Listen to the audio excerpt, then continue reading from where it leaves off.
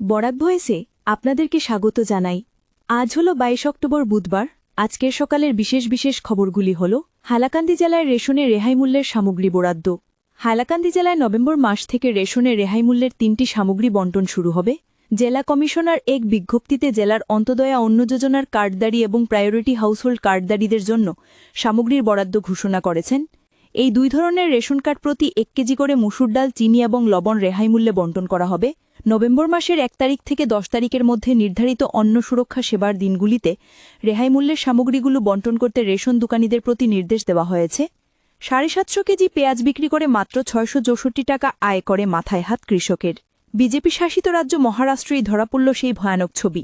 জানা গিয়েছে 64,000 টাকা খরচ করে এবছর পেঁয়াজ চাষ করেছিলেন পুনের সুদাম ইংলে। অতিবৃষ্টিতে এবছর চাষের ব্যাপক ক্ষতি হয়েছে সুদামের।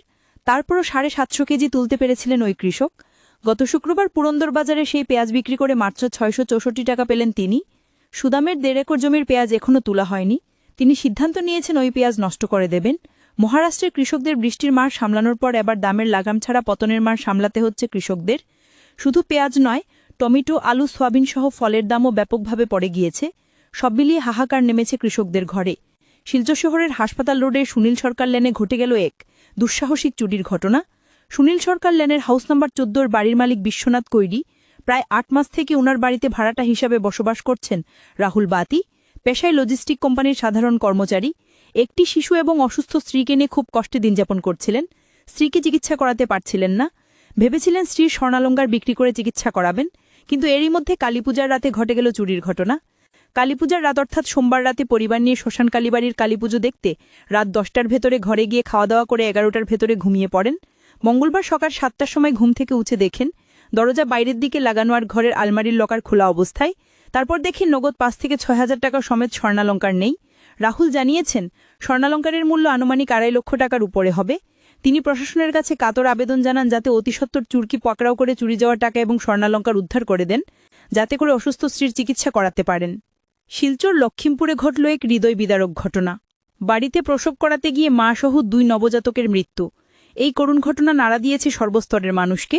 শিক্ষার অভাবেই হয়তো এই করুণ ঘটনার সাক্ষী হয়ে রইলেন ম্যাজিস্ট্রেট, চিকিৎসক, পুলিশ থেকে শুরু করে লক্ষ্মীমপুরের নাগরিক সমাজ।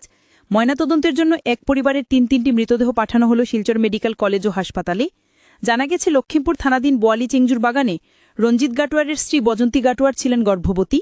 এমন অবস্থায় সোমবার রাতে বজন্তীর প্রসব বেদনা শুরু হয়।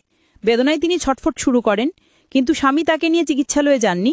বিপরীতে ঘরেই প্রসব পড়ানোর চেষ্টা চালানো হয়, আর এতে দেখা দেয় বিপত্তি। পরে অন্তিম মুহূর্তে তাকে নিয়ে যাওয়া হয় ছোট মামদা মডেল হাসপাতালে, কিন্তু শেষ রক্ষা হয়নি।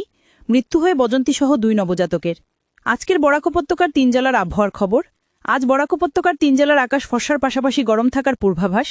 শিলচর খাঁচারে আজ সর্বোচ্চ তাপমাত্রা থাকবে 36 ডিগ্রি সেলসিয়াস এবং সর্বনিম্ন তাপমাত্রা থাকবে 27 ডিগ্রি সেলসিয়াস। শ্রীভূমি তথা করিমগঞ্জ জেলায় আজ সর্বোচ্চ তাপমাত্রা থাকবে 36 ডিগ্রি সেলসিয়াস এবং সর্বনিম্ন তাপমাত্রা থাকবে 25 ডিগ্রি সেলসিয়াস। হাইলাকান্দি জেলায় আজ সর্বোচ্চ তাপমাত্রা থাকবে 36 ডিগ্রি সেলসিয়াস এবং সর্বনিম্ন তাপমাত্রা থাকবে 26 ডিগ্রি সেলসিয়াস। এই ছিল আজকের সকালের বিশেষ খবরগুলি। ভিডিওটি অবশ্যই লাইক করে শেয়ার করে দেবেন।